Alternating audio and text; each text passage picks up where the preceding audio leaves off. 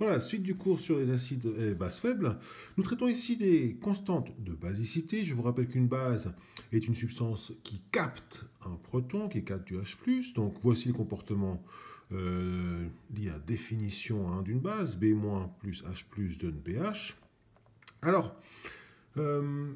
ici, l'équation caractéristique de la constante de basicité se fait avec l'eau. L'eau étant donc ici l'acide. Donc B- plus H2O donne du BH plus OH-. Alors, cette équation, qui est une équation à l'équilibre, a la constante de basicité égale à BH plus fois OH- divisé par B-. Je vous rappelle que la concentration d'H2O est dans la constante Kb.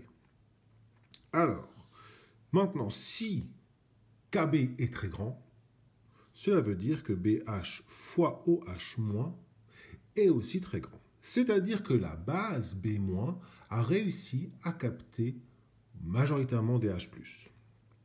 La concentration de B- est donc très faible en solution.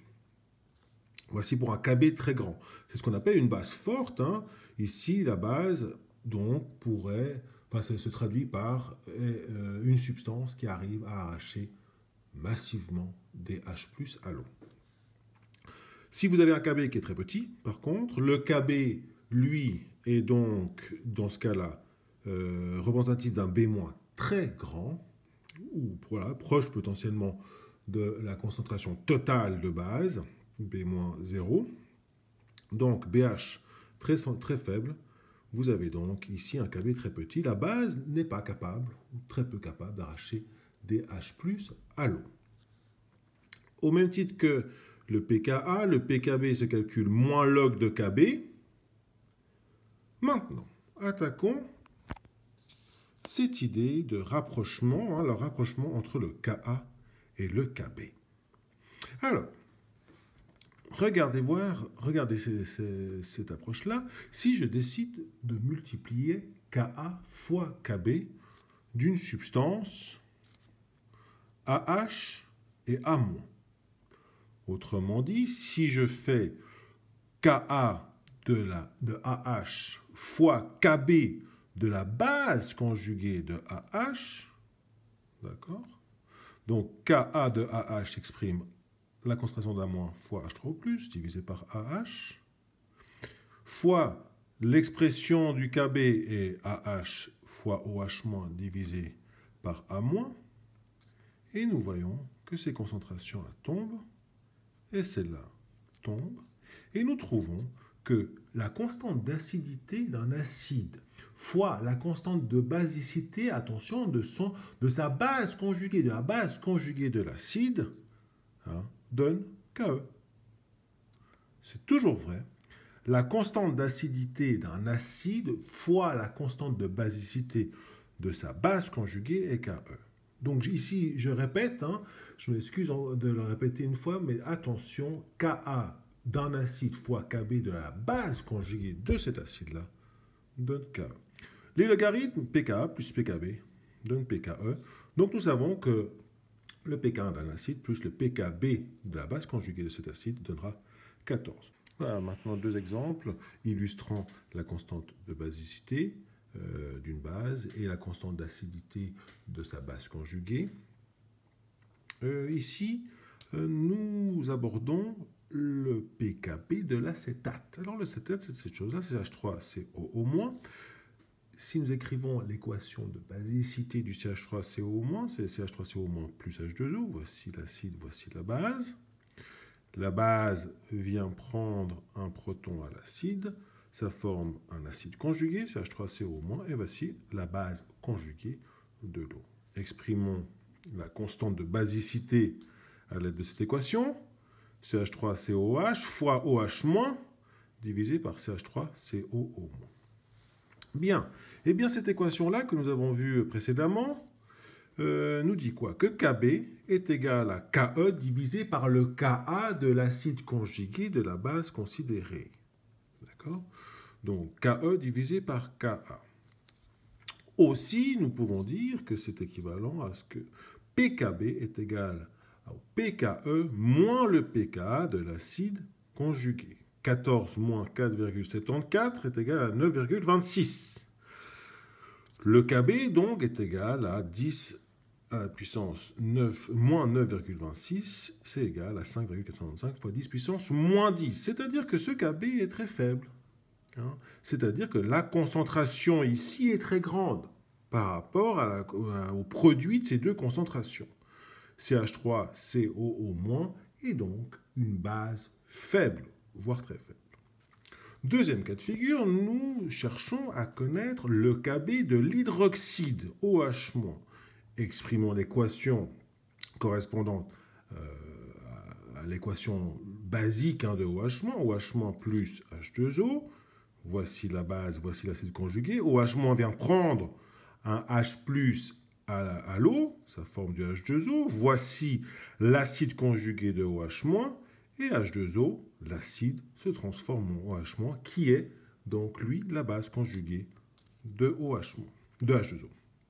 Exprimons le KB de cette expression.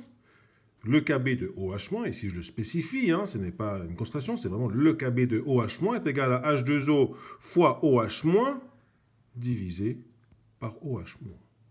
Étonnant, pas vraiment. Mais regardons ça, déjà dans un premier temps, on se dit, ah bah tiens, c'est étonnant que la concentration de OH- puisse s'annuler.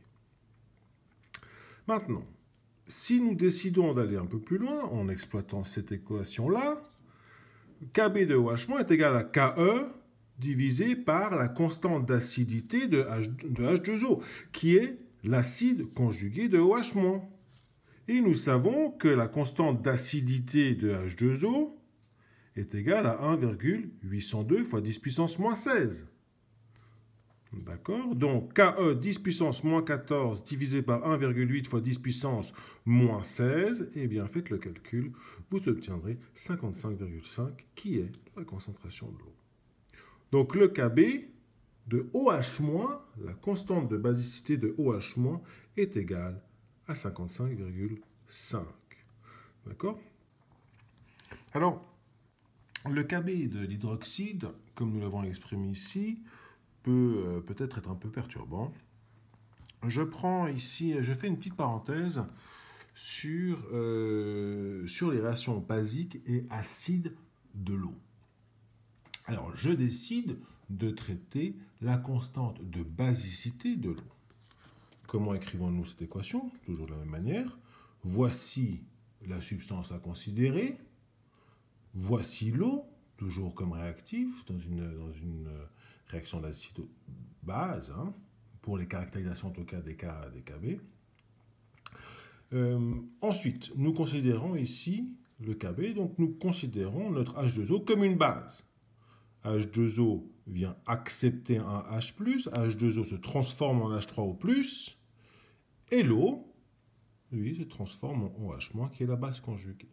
Si nous exprimons le KB de l'eau, d'accord, c'est la concentration d'H3O+, fois la concentration de OH- divisée par H2O.